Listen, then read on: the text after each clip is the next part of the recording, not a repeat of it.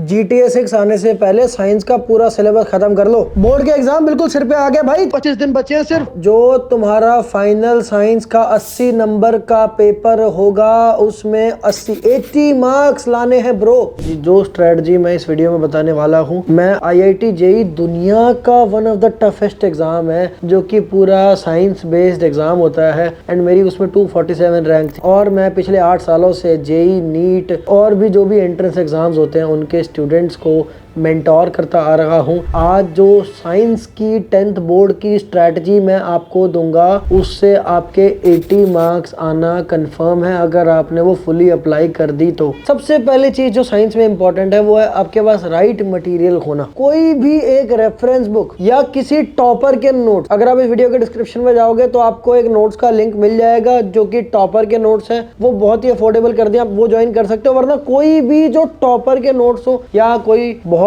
ही अच्छी reference book हो वो आप साइंस की लो और आप पहले उससे थ्योरी पढ़ो, चैप्टर्स की थ्योरी पढ़ो। नोट्स या रेफरेंस बुक्स एक से पढ़ना है, 10 रेफरेंस बुक नहीं, एक, और उससे आपको थ्योरी पढ़नी और उसके बाद NCERT से पढ़नी है। याद रखना, या तो रेफरेंस बुक या नोट्स में से एक चीज और फिर NCERT पढ़नी है। सेकंड टिप है नो फेवरेटिज्म। अब क्या होता है साइंस की पर्टिकुलरली बात करें अगर, तो 3 तरह के नूब 15 साल के बेवकूफ अपने करियर को बर्बाद करते हुए अपनी वाहियात सोच से बचपना मत दिखाओ अपना। मैं तो यार आगे जाके कॉमर्स लेने वाला हूँ, मुझे साइंस की क्या जरूरत, साइंस में कम भी आए तो क्या हो गया, क्यों कम आए यार। तू एक बात बता, जब नॉलेज मिल रही है सामने खड़ा है कि बोर्ड के एग्जाम के चक्कर में थोड़ी साइंस पढ़ लेगा बेवकूफ। साइंस सब्जेक्ट सबके लिए है ना, जो आर्ट्स वाले भी हैं, कॉमर्स वाले भी हैं, सबको साइंस दिल से पढ़नी। और फिर साइंस वाले भी अलग तरह के बेवकूफ हैं। पता है मैं आगे साइंस लूंगा, पता है मैं तो नॉन मेडिकल लूंगा, तो मैं वो क्यों पढ़ूं, बायोलॉजी क्यों पढ़ूं। क्यों भाई, क्यों नहीं पढ़ेगा तू? CBSE को फोन करके बोलना कि बायोलॉजी हटाओ। मैं आपको बताऊं, आप लोग बेवकूफ हो, समझ रहे हो। आपको ज्यादा पता तो है नहीं आगे क्या होता है। तो आप अपने बड़े नैरो माइंडेड बच्चा बुद्धि 15 साल के नूब वाले माइंडसेट से आप सोचते हो कि यार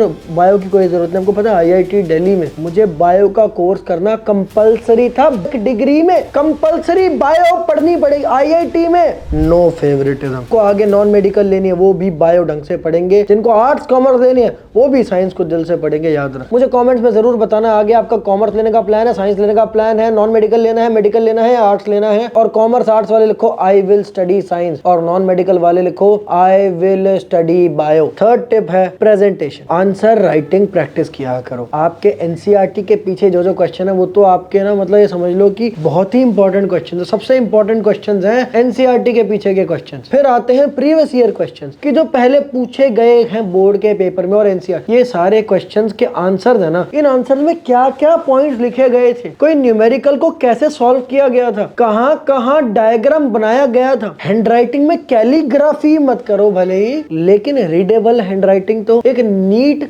रीडेबल हैंडराइटिंग काफी है। पिछले सालों के बोर्ड के टॉपर्स की आंसर शीट्स देखो वो कैसे लिखते हैं, एक बार ये देखो, जैसे जैसे वो लिखते हैं वैसे वैसे तुम लिख दो, जैसे मार्क्स उनके हैं वैसे मार्क्स तुम्हारे आएंगे। ये आंसर शीट्स मैंने आपके लिए वीडियो के डिस्क्रिप्शन में डलवा दी है, ये भी लेते जाना free of cost. Point number 4 है रिवीजन, हेडिंग्स और डायग्राम्स, ये सब चीजें ना आप डायग्राम तो सारे बना के देखा करो, इसको कहते हैं कोरा कागज टेस्ट। आप क्या करोगे, आपने बुक पढ़ी, NCERT की बुक खोली, आपने नोट्स खोले और ऊपर हेडिंग लिखी हुई है, नीचे उसके फिर पैराग्राफ्स लिखे हुए हैं या डायग्राम बना हुआ है या कुछ ना कुछ वहां पे है। हेडिंग के नीचे का छुपा लो और खुद से पूछो क्या लिखा हुआ था। अगर आपको पता है वहां डायग्राम बनेगा तो आप अलग से एक कोरा कागज लो, उस पर वो डायग्राम बना, अपने आप से बनाओ ना। आप बोर्ड के अंदर जब बैठे होगे आपको कोई बुक से डायग्राम दिख रहा होगा क्या, आप खुद बनाओगे ना वहाँ पे, यहाँ पे भी अपने आप से बनाने की प्रैक्टिस करोगे ना जब, तब वहां पर एकदम नीट एंड क्लीन डिटेल्ड पूरा, ये नहीं कि यार यहाँ क्या था यहाँ क्या था, ऐसे नहीं होगा, पूरा डायग्राम आपको सच में याद आएगा। ऐसे करके आप एक्टिव रिकॉल करेंगे, रिविजन करेंगे उससे, और ये हर चीज में करेंगे। आपको पता होना चाहिए कहाँ क्या लिखा है, कहाँ क्या कितने पॉइंट्स लिख रहे हैं, ये सब आपको पता होना चाहिए। बोर्ड के अंदर आपको सारे टॉपिक्स पे कंसेप्चुअल क्लैरिटी होनी चाहिए, साथ में